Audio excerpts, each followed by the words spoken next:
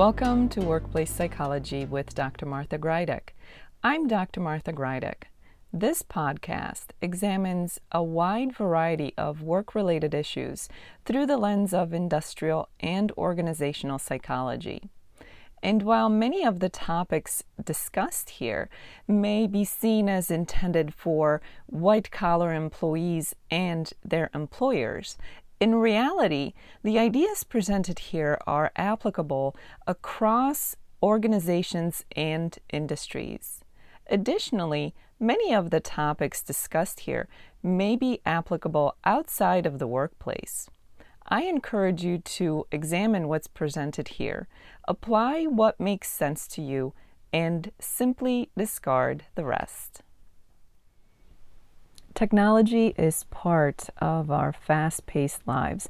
It's something that seems to be always moving forward at quite a fast pace, and sometimes it may even seem difficult to keep up with technology and all the new trends and all the new things that you could be doing or should be doing in terms of new technology. Certain sources indicate that technology doubles every 18 months or so. That makes technological growth quite fast. It's a staggering speed when you consider it. For many people, the reality is that keeping up with technology or staying technologically literate is a must in every part of life, and that includes the workplace. It's important to take a look at technology and its fast growth in an objective kind of way. When we consider this doubling every 18 months or so as a rate of growth of technology, one must consider whether keeping up with this rate is as important for organizations. In other words, do organizations need to match that growth rate in terms of their consumption of new technology? Many people will argue that an organization absolutely has to keep up with the latest and newest technology. Keeping up with technology has many benefits. For one, it can make things more efficient, more productive, more streamlined. It may give the organization an edge over its competition, or at the very least, it will allow the organization to keep up with its competitors. It can also make the workplace experience a smoother one for the employee. But there's a big difference when we consider keeping up with technology on an organizational level. Keeping the technological stamina, if you will, is important if it's beneficial to the organization as a whole and to its workforce in general.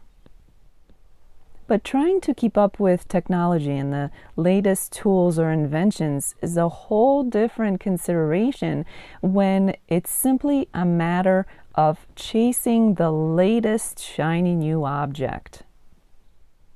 Every shiny new object can't possibly be beneficial for the organization. So chasing after anything and everything that shows up on the technological scene of newest and latest inventions can be distracting and time-consuming, with little or no results in the end. When we think about technology and its fast rate of growth, sometimes what it really comes down to, as far as the conversation goes, is change. After all, growth and forward movement is all about change. Similarly, when we think about change for an organization, change is beneficial if it leads to growth and benefits across the organization. When change allows an organization to become stronger, to become more competitive, and to improve its chances of survival into the future, then that's a beneficial kind of change that is worth considering, and I would even say that is necessary. However, when an organization is committed to change simply for the sake of change, maybe they're concerned about being left behind or missing out, that is not the best way of approaching change. There has to be much more consideration and an understanding of why and how to expand resources, including time, potential manpower, and money that may be associated with the change. Of course, on the other end of the spectrum are those who resist change at any cost. There may be a certain culture or certain way of thinking within an organization that if it works, we've done it this way for a long time, leave it alone. And while many times that could be a valid argument, eventually, most of the time, this argument will have to give in to a newer and often better option. So being stuck on the opposite end of the spectrum where change is avoided and resisted isn't a good option either. So what's an organization to do? You want to keep up with the latest technology in such a way that it benefits the organization and allows you to move forward, grow, and be competitive. But you don't want to have knee-jerk reactions to every shiny new object that comes into view. And of course, you don't want to be stagnant and avoid change simply because you don't want to deal with something new.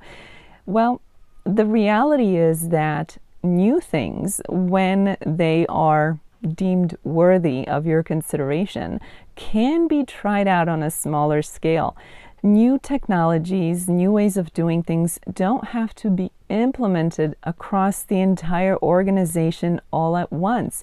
It's okay to do some research on a smaller scale, and it's not something that needs to be rushed. And I understand that while technology seems to be advancing at a very fast pace, one may argue that you don't want to waste too much time trying it out because something new will come out. But trying something new out on a smaller scale, giving it the right amount of time to see whether or not this is something that would benefit the organization, can be very valuable in the long term, because this is how potentially beneficial technologies can be discovered and then implemented across the organization. And at the same time, those newest, latest, and greatest discoveries that are not right for the organization can be tried out but quickly left behind without wasting much time and effort to give them a look. When trying new technologies on a smaller scale, an organization can take the time to truly consider whether this technology would be of benefit to the organization. Just because something is the newest and greatest, most popular thing that's currently available doesn't necessarily mean that it's the best solution for your particular organization. So as a business leader or a business owner, it's really up to you to be objective and honest in your review of the latest technology and whether or not it will serve your particular organization. One of the potential objections to new technology within an organization comes from not understanding why it's being brought in to begin with. So it's important that employees understand what this new technology does, why it's being brought into the organization, and how it can help the employee in their own work, in their daily experience, and how it can help the organization as a whole. Another big part of that is providing adequate training to employees so that they feel confident and are competent in terms of implementing this new technology in their daily workplace experience. So what's the takeaway here? The bottom line is discernment. Every business owner, every leader within an organization has to, in some sense, keep up with what's available in terms of new technology. But from there has to be a lot of discernment of whether or not the newest or most popular, latest technology is the right thing for the organization. And if you decide that it is, then make sure that your workforce is on board and that they have plenty of training to fully utilize this new technology and feel confident and be competent in using it. As this episode comes to an end, let's review what was discussed. Most people realize just how fast technology is growing and moving forward. Some sources suggest that technology doubles in its capacity every 18 months. That can be intimidating in terms of embracing that much change. The question then becomes, does an organization need to keep up with that rate of speed in terms of consumption of new technology? And this is where business owners and business leaders come in.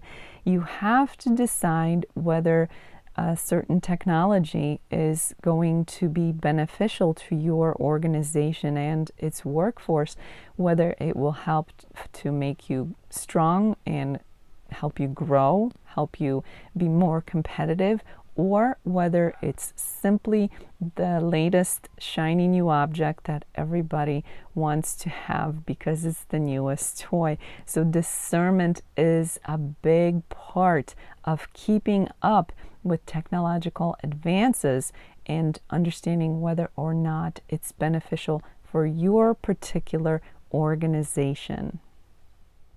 Also important to remember is that things can be tried out on a smaller scale. In other words, new technologies don't need to be introduced on a company-wide level.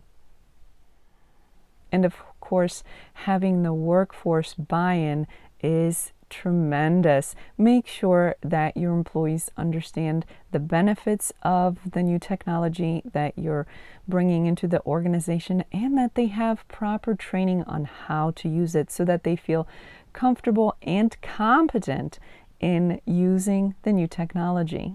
Only then will it truly be beneficial to the organization as a whole.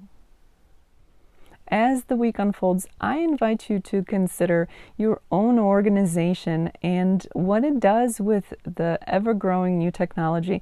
And this is as important for business owners and business leaders as it is for individual employees within the organization.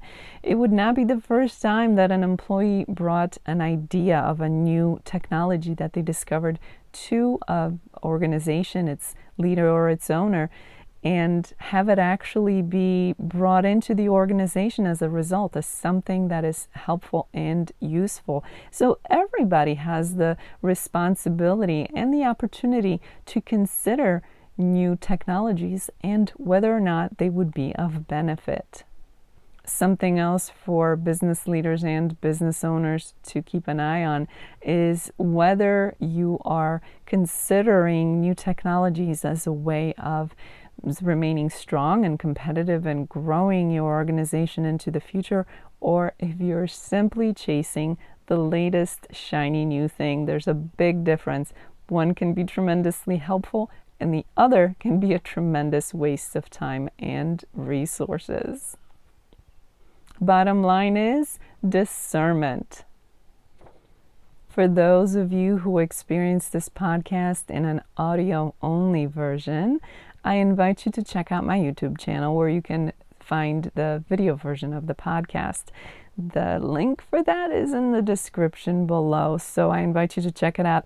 In addition to the video version of the podcast, my YouTube channel also has videos on stress management, so check that out. Thank you for joining me today. Please subscribe to this podcast. I look forward to seeing you here again next time. Until then, I wish you joy and well-being.